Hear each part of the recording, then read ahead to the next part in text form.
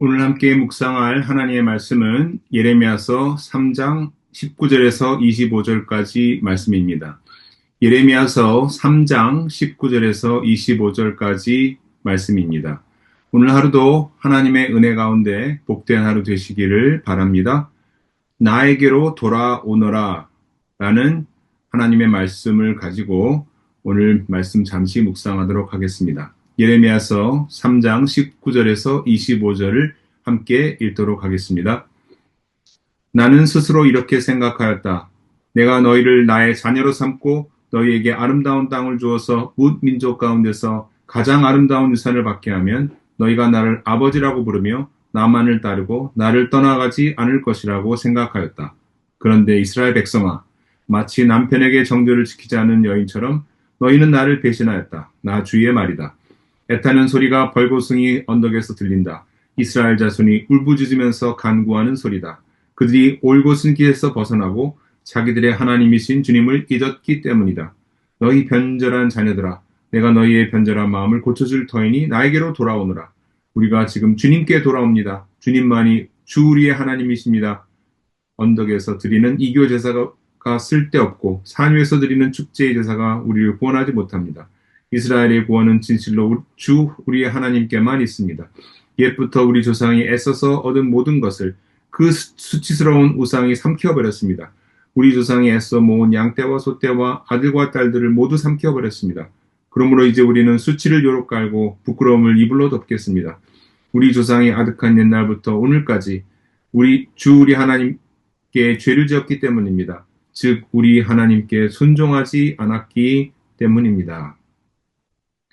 하나님은 예레미야를 통하여 이스라엘 백성에게 이렇게 말씀하고 계십니다. 내가 너희를 나의 자녀로 삼고 너희에게 아름다운 땅을 주어서 뭇 민족 가운데서 가장 아름다운 유산을 받게 하면 너희가 나를 아버지라고 부르며 나만을 따르고 나를 떠나지 않을 것이라고 생각하였다.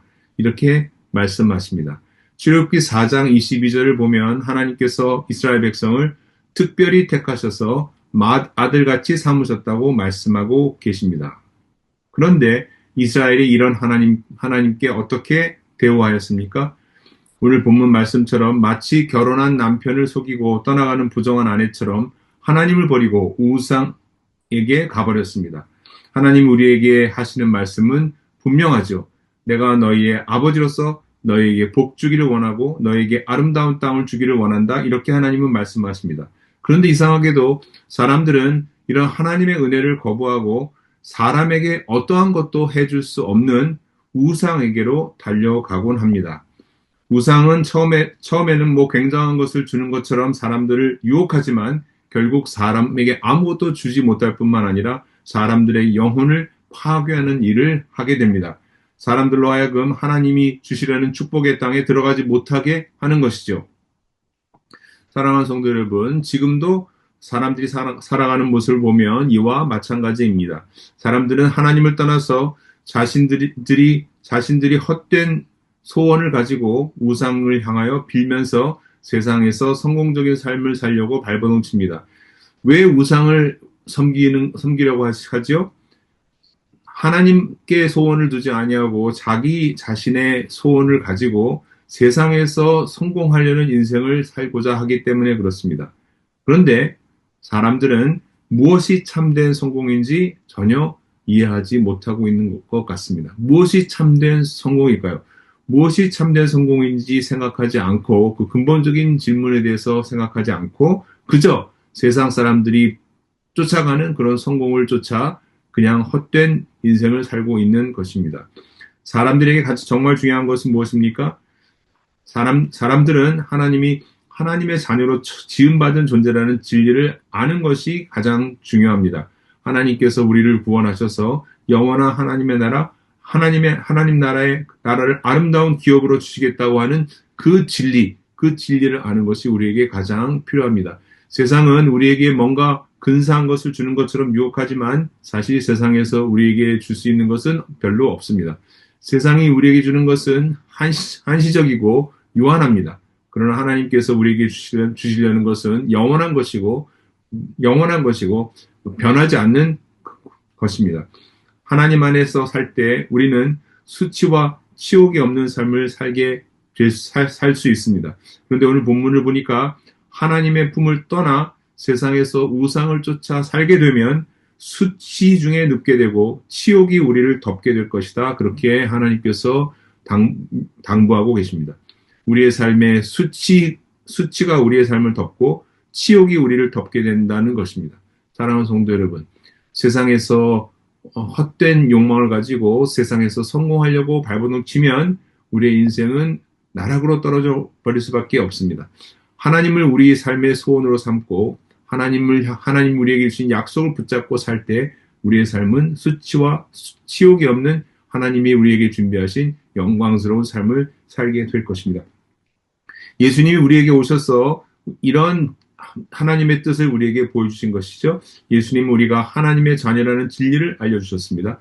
예수님은 하나님이 우리를 구원하셔서 영원한 하나님 나라로 인도하여 주실 것이며 그 하나님 나라를 기업으로 주실 것임을 우리에게 밝히 알려주셨습니다. 우린 예수님을 통해서 하나님 안에 살 때 사람은 부끄러움을 당치 않고 영광 가운데 살게 된다는 진리를 또한 배웠습니다. 오늘 하루도 우리는 예수님이 알려주신 이 진리를 붙잡고 살아야 하겠습니다. 우리 안에 계신 성령님께서 우리로 하여금 이 진리를 더욱더 깨닫게 하여 주시고 이 진리로 인하여 기뻐하며 행복한 오늘 하루 살도록 인도해 주실 것을 간구합니다. 함께 기도드리겠습니다. 아버지 하나님, 예수 그리스도의 은혜로 말미암아 하나님이 우리의 아버지심으로 인해 감사드립니다. 예수님으로 인해 하나님이 우리를 구원해 주시고 우리를 영원한 하나님의 나라로 인도하여 주실 것임으로 인해 감사드립니다. 예수님 안에서 우리로 하여금 수치 가운데 살지 않게 하시고 하나님의 영광 가운데 살게 하여 주심으로 인하여 감사드립니다. 오늘도 성령 하나님, 우리로 하여금 예수님 안에서 하나님 아버지가 우리에게 베푸시는 은혜에 푹 빠져 살게 하여 주옵소서. 예수님 이름으로 기도드립니다. 아멘. 하나님이 주시는 복된 오늘 하루 누리시기를 주님의 이름으로 축원합니다. 할렐루야.